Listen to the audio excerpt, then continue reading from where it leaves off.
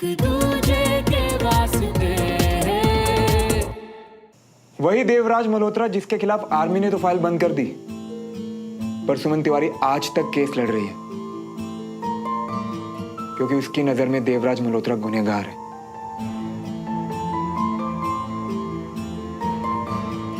तो तुम्हें अब भी लगता है कि हमें दोस्त होना ही था? मुझे भी ये अभी एक्चुअली कल पता चला कि ये केस तुम लड़ रहे हो।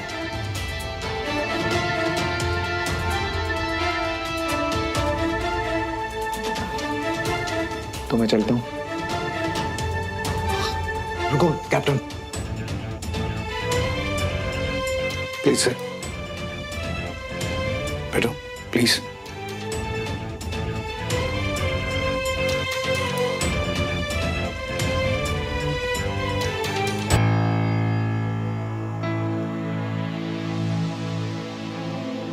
श्रवण, तुम एक फौजी हो और तुम्हारी ड्यूटी है देश के लिए काम करना, और मैं एक वकील हूं। मेरी ड्यूटी है केसेस लड़ना, और उसमें मैं पूरी मेहनत करूंगा। अब ये केस किसके खिलाफ है, जैसे तुम्हें फर्क नहीं पड़ता ना श्रवण, वैसे ही मुझे भी फर्क नहीं पड़ता। केस में क्या फैसला होगा श्रवण, मुझे नहीं पता, लेकिन मेरे दोस्त के लिए मेरे दिल में सिंपैथी जरूर है। और आखिर में श्रवण, मैं बस इतना ही कहूंगा, अगर सब कुछ जानने के बावजूद भी तुम्हें मेरे केस लड़ने से प्रॉब्लम नहीं है ना, तो यार ये दोस्ती मत तोड़ो। तुम्हारा पता नहीं श्रवण, लेकिन मुझे जिंदगी भर अफसोस होगा कि कोई मिला था बहुत अच्छा इंसान जिसका मैं दोस्त नहीं बन पाया।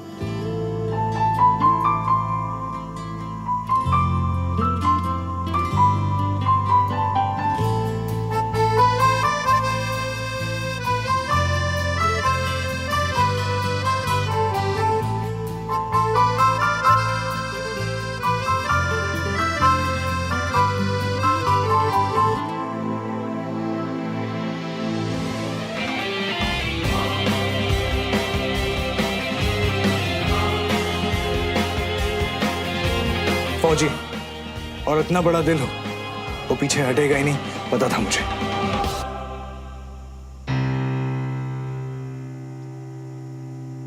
ये तुम्हारी यूनिफॉर्म में ब्लड कैसा? You okay? मैं बिल्कुल ठीक हूं, बस पुराना घाव है जो भर रहा है। तो कल के लिए बेस्ट ऑफ लक। पता है, मेरी नजरों से देखूं ना, तो मैं हारूं या जीतूं, दोनों में खुशी मिलेगी मुझे। देखो, या तो मैं केस जीत जाऊंगा या फिर मेरे दोस्त के फादर के सर से एक बोझ हट जाएगा। हाँ, तो फिर कल मिलते हैं केस के बाद, लेकिन एक दोस्त की तरह, ओके? और एक अच्छे दोस्त की तरह जीतने वाला हारने वाले का हौसला बढ़ाएगा। मंजूर? मंजूर।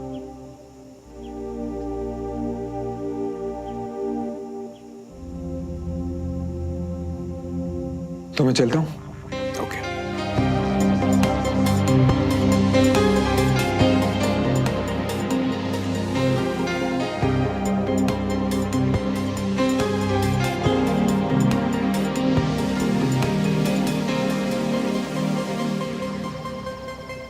उसे तुझसे आके बात करने की क्या जरूरत थी? और ये श्रवण विक्रम का दोस्त कब से हो गया? पता नहीं कैसे बार बार तेरी लाइफ में वापस आ जाता है। सुमन, पिछली बार जो हुआ था मैंने देखा, कितनी मुश्किल से कैसे तूने अपने आप को संभाला था। बाकी सबको याद हो ना हो, मुझे सब याद है।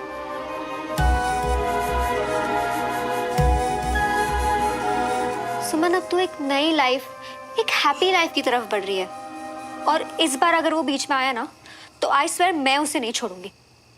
कंचा, एक बात तो मैं श्रवण के बारे में जानती हूँ, अगर वो गलत भी बोलेगा ना तो मुंह पे बोलेगा, पीठ पीछे नहीं बोलेगा। बस इन बातों से जो गलत फहमियां हो जाती है उनसे डरती हूँ। किसे? विक्रम को? विक्रम ने बहुत कुछ किया है हमारे लिए, पापा के केस के लिए। श्रवण ने कहा तो है कि वो दूरी रखेगा विक्रम से, पर तो सही कह रही है। अब अच्छा यही होगा कि वो ना हमसे और ना हमारे आसपास के करीबी लोगों से कोई रिश्ता रखे। चल इसे उठा के स्पीकर पे डाल। हेलो, अब कैसा फील कर रही हो? मैं ठीक हूँ, तुम कैसे हो? सुमन, वो बात ये है कि मुझे तुम्हारे फादर के केस के बारे में तुम्हें कुछ इम्पोर्टेंट बात बतानी थी। हाँ बोलो। एक्चुअली सुमन, देवराज मल्होत्रा का बेटा कैप्टन श्रवण मल्होत्रा मेरा दोस्त है।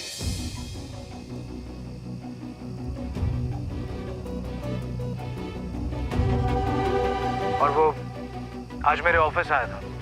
इनफैक्ट उसी ने मुझे ये बात बताई। सुमन, तुम मेरी क्लाइंट हो, इसलिए मेरा फर्ज है कि मैं तुम्हें ये बात बताऊं। पता है, सच कहूं सुमन, मैंने ना वैसा इंसान देखा ही नहीं जिंदगी में। तुम यकीन नहीं करोगी, पता है जब उसे पता चला कि मैं ये केस उसके फादर के अगेंस्ट लड़ रहा हूँ, तो मुझसे दोस्ती तोड़ना चाहता था ताकि हम में कोई प्रॉब्लम ना हो।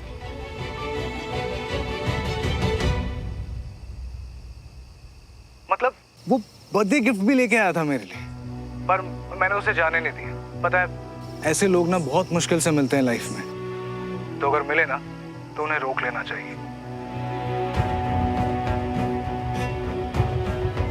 और अब तो मेरी और श्रवण की दोस्ती ना और भी गहरी हो गई है, और मैं चाहूंगा कि तुम भी मिलो उससे।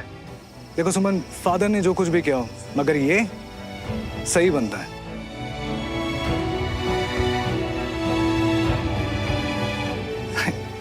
मैं तब से बोले जा रहा हूँ, तुम बिल्कुल चुप हो। मेरी कोई बात बुरी लगी क्या? देखो सुमन, तुम एक बार इससे मिलोगी ना तो तुम्हें सब समझ में आ जाएगा कि मैं क्या कहना चाह रहा हूँ। देखते हैं। थैंक्स मुझे इन्फॉर्म करने के लिए। वैसे भी कल तो केस का फैसला आ ही जाएगा, तो मुझे फर्क नहीं पड़ता। पता है सुमन, मुझे तुम्हारी यही बात सबसे अच्छी लगती है कि तुम हमेशा दूसरे का नजरिया समझने की कोशिश करती हो। थैंक यू सो मच यार।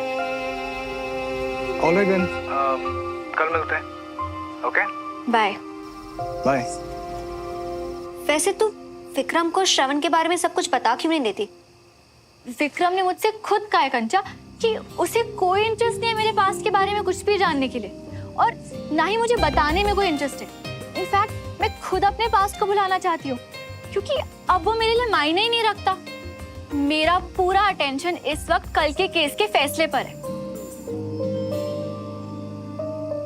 एक बात पूछो सुमन, कहीं ऐसा तो नहीं है कि उसे देखकर सारी पुरानी फीलिंग्स फिर से जाग गई है? क्योंकि ये तो कुछ भी बोलती है ना कंचा, तुझे पहले भी बोला है, श्रवण का चैप्टर अब मेरी लाइफ से कंप्लीटली ओवर है।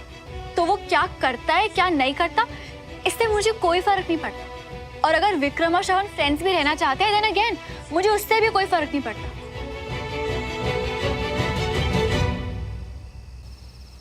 पर अब ऐसे अचानक क्या हुआ मम्मा? कल तो वर्डिक्ट है, पापा को तो आना पड़ेगा ना। पुत्र, उसी चक्कर में उन्होंने 2 दिन से कुछ खाया ही नहीं। घबराहट इतनी बढ़ गई थी, डॉक्टर को बुलाया तो डॉक्टर ने कहा कि पैनिक अटैक है। अभी सफर करने को तो बिल्कुल ही मना किया है। तो ना वकील अंकल से बात कर, कोई और डेट दे दे भाई, कोई और डेट दे दे तो मैं कितनी खराब है इनकी। हाँ जी मम्मा, आप बस अपना और पापा का ध्यान रखिए। इस वक्त हम सबको बहुत स्ट्रॉन्ग रहना है। सही कह रहा है तू। हाँ मैं स्ट्रॉन्ग, देखना इस सब से भी बाहर हम निकल ही आएंगे, तू फिक्र ना कर। हाँ जी मम्मा। और मम्मा, आप पापा को कहना कि वो बिल्कुल चिंता नहीं करेंगे। मैं यार लगा हुआ हूँ, वो बिल्कुल फिक्र नहीं करेंगे मम्मा। रखता हूँ मम्मा।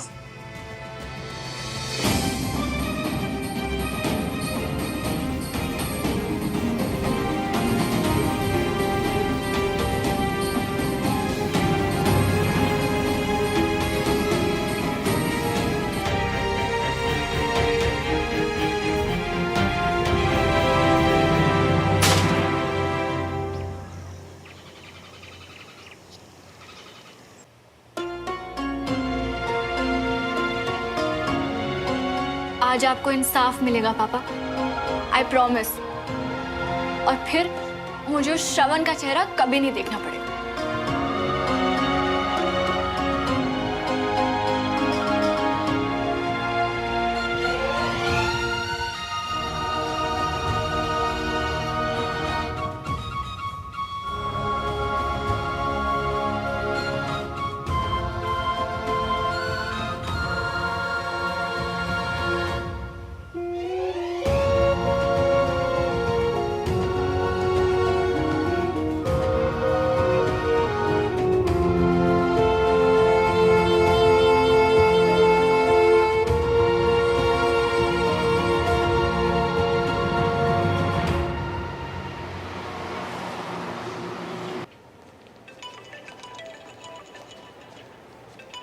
Excuse me. हाँ सुमन, मैं कोर्ट रूम में एंटी रूम में हूँ। तुम कहाँ पर हो? हाँ बाहर ही हूँ, आ रही हूँ। All right.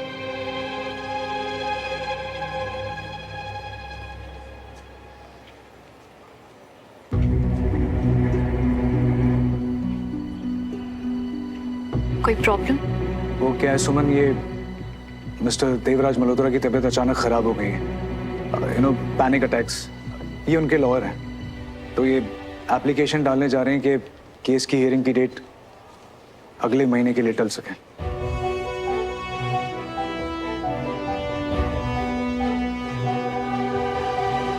सब झूठ। मैं जानती हूँ इन मल्होत्रास को। डेट आगे बढ़वा के लास्ट मिनट में जरूर कोई गड़बड़ करेंगे और मैं। मैम, मजिस्ट्रेट साहब जानना चाहते हैं कि अगर आपको डेट्स बढ़ाने में कोई प्रॉब्लम ना हो तो। आई एम सॉरी, पर मुझे बहुत बड़ी प्रॉब्लम है। ये केस ऑलरेडी इतना डिले हो चुका है विक्रम, अब बस और नहीं। पर सुमन, ऐसा भी तो हो सकता है कि वाकई में मल्होत्रा की तबीयत खराब हो। ऐसा सोचना मेरे लॉयर का है या श्रवण मल्होत्रा के दोस्त का?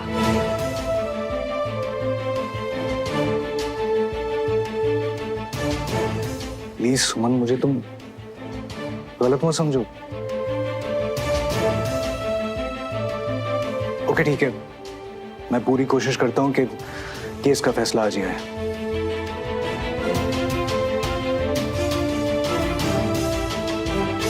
आप ये हमारी एप्लीकेशन है, इस पे साइन कर दो।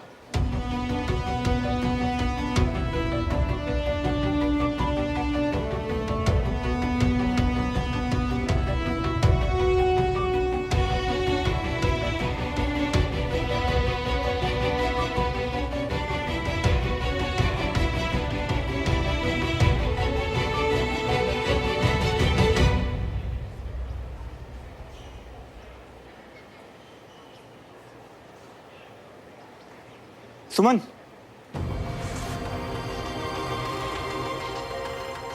मेरे पापा की तबीयत सच में खराब है सुमन। और जो लोग थोड़े से पैसों के लिए क्राइम कर सकते हैं, उनके लिए एक झूठा मेडिकल सर्टिफिकेट अरेंज करवाना कितना मुश्किल हो सकता है। तुम्हें इतना भी भरोसा होता ना तो हम दोनों यहाँ नहीं होते।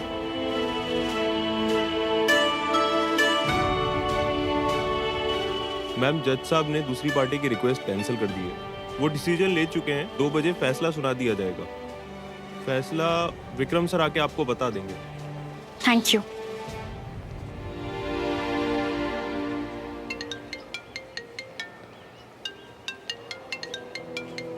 हाँ पापा। बेटा, पुलिस नीचे खड़ी है, बोल रही है फैसला आज ही होगा, उसके अकॉर्डिंग एक्शन लेंगे। बेटा कहीं मुझे जेल। नहीं पापा, आप मेरी बात सुनिए। आप ना बिल्कुल टेंशन नहीं लेंगे।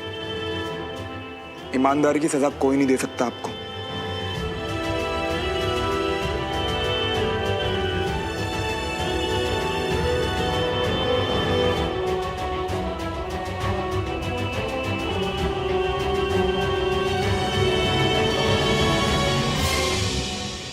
एक बेटे के नाते तुम इस वक्त कितना हेल्पलेस महसूस कर रहे होगे, मैं समझ सकती हूँ श्रवण।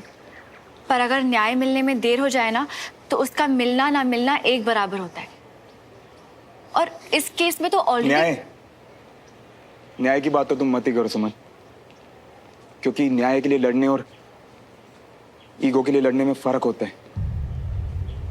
और ये फर्क तुम्हें तब समझ आएगा ना, जब तुम अपने गिरेबान में झांक कर देखोगी।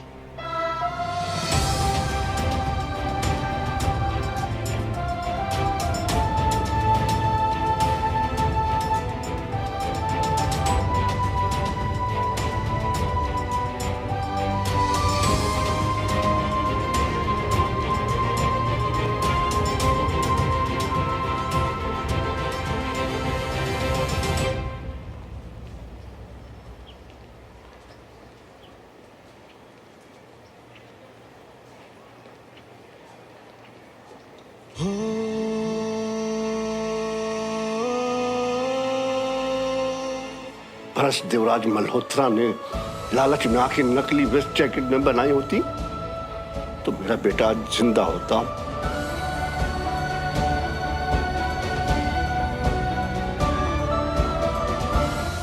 मुझे भी लगता है कि तुम्हारे तुम्हारे पापा देशद्रोही। अब से मैं तुमसे कोई मतलब नहीं रखना चाहता और जाओ यहाँ से अभी के अभी।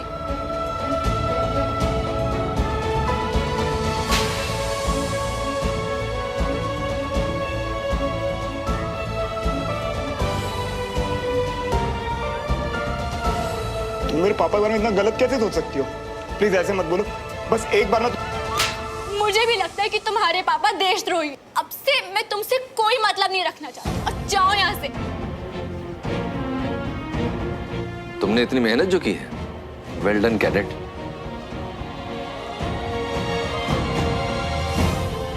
श्रवण, तुमने जिस तरह से क्लास में परफॉर्म किया है, मैं उससे सिर्फ खुश नहीं हूँ, बहुत इम्प्रेस्ड हूँ। लेकिन मैं चाहता था कि ग्रुप स्टडी के बेस्ट मेल और फीमेल कैडेट को मैं खुद कांग्रेचुलेट करूँ।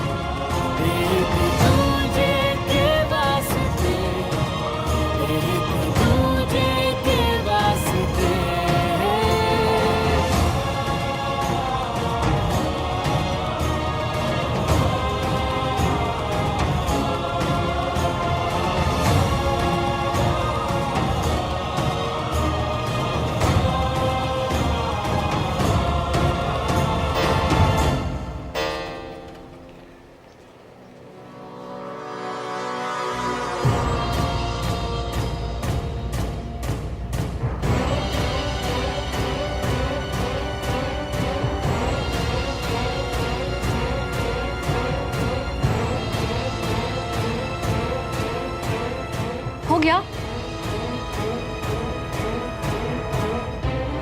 अब प्लीज जल्दी से गुड न्यूज दो।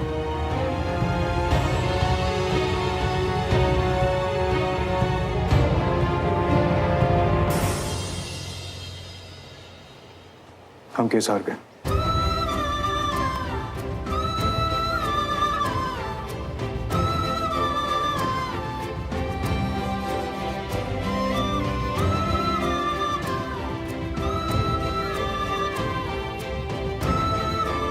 बुलेट प्रूफ वेस्ट केस में खराब माल यूज करने के लिए 2 लोगों को गिल्टी पाए गए, संजय खन्ना और विशाल गुप्ता। ये दोनों मिस्टर मल्होत्रा के अंडर काम करते थे, लेकिन खुद मिस्टर देवराज मल्होत्रा निर्दोष हैं। उन पे सिर्फ लापरवाही का केस बनता है, लेकिन वो पहले ही 3 साल की सजा जेल में काट चुके हैं। तो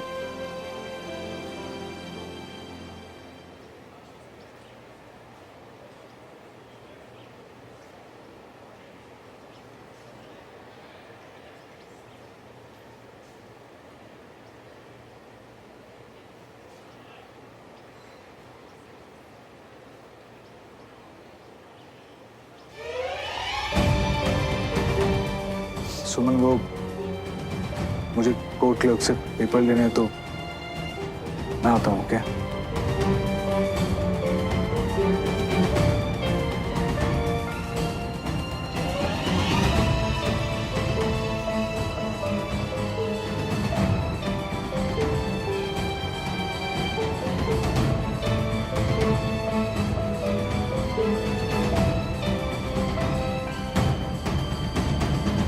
एक बेटी होने के नाते जितना हेल्पलेस तुम फील कर रही हो ना,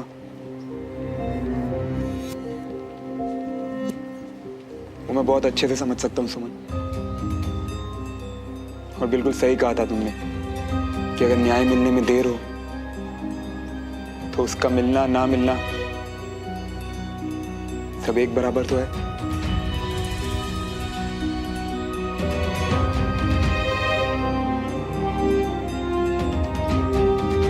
मेरे पापा देशद्रोही नहीं थे, वो बेगुनाह थे सुमन। फिर भी जितना वक्त उन्हें न्याय मिलने में लगा ना,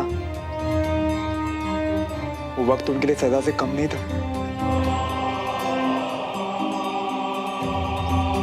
खुद सोचो ना, इतना वक्त क्यों लगा उन्हें न्याय मिलने में?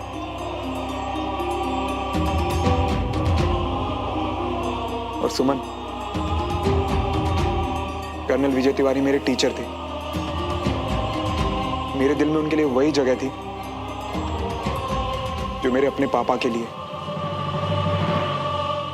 उनके जाने का जितना दुख मुझे उस दिन था ना, उतना ही आज भी है और शायद हमेशा रहेगा।